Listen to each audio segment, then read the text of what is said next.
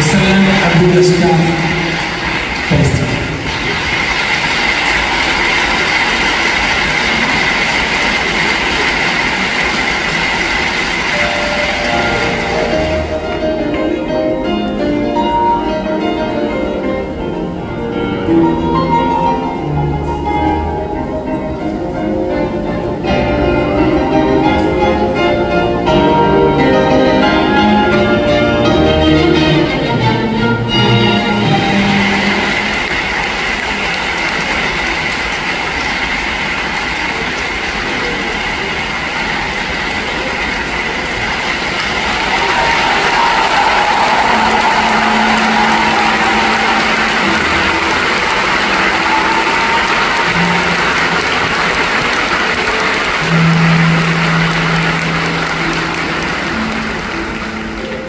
Parce que je veux y croire encore, même si ça paraît de plus en plus difficile, voire insurmontable, malgré la violence, la haine, les larmes, les silences blessants face à l'horreur, la folle importation de ce conflit. On se doit d'y croire encore, de croire en la paix, mais pas n'importe quelle paix, bien sûr. Une paix avec ceux qui veulent vraiment la faire.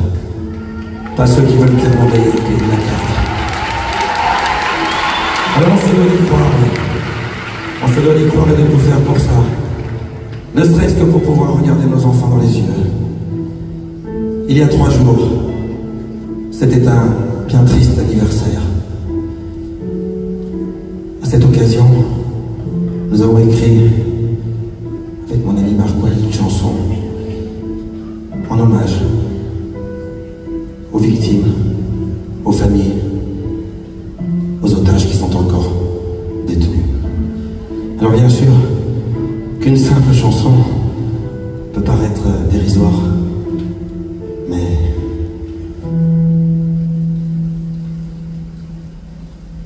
on aura beau chercher le pourquoi du comment, la vie bascule sans prévenir. Les hommes donnent ce qu'ils ont de pire.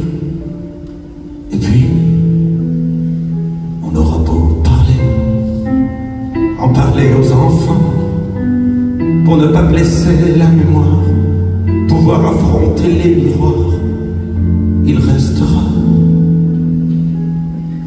tout ce qu'il y avait autour d'une vie, d'une voix, de tant d'histoires d'amour.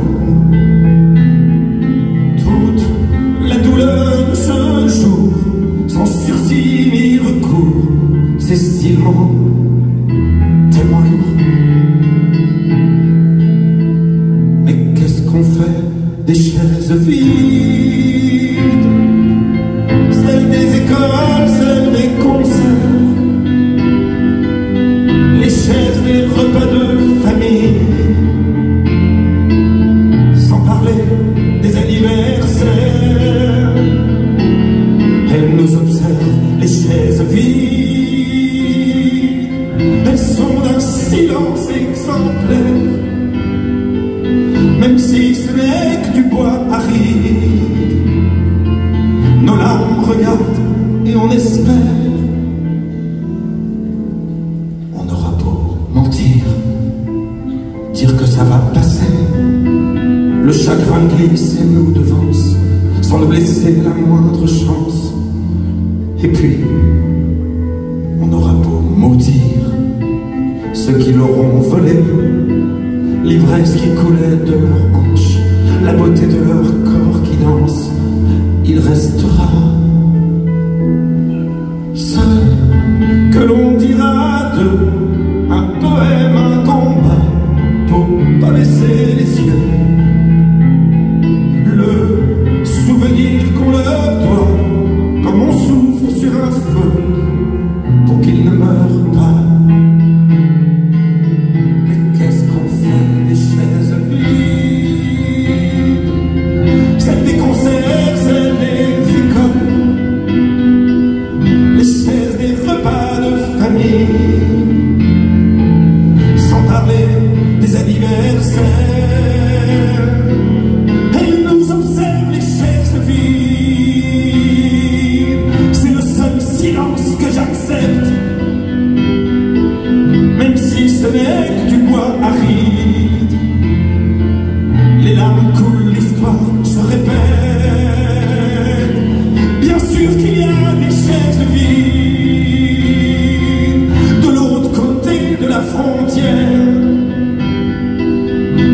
elles font face aux yeux humides d'un père, d'une sœur ou d'une mère. Mais qu'est-ce qu'on fait des chaises vides, celles que leur vie a désertées? Ils étaient si beaux, si candides, dans cet octobre meurtrier. Elles nous observent, les chaises vides, leur silence est triste à crever, même si ce n'est que du bois aride. Qu'elles nous disent qu'ils vont rentrer.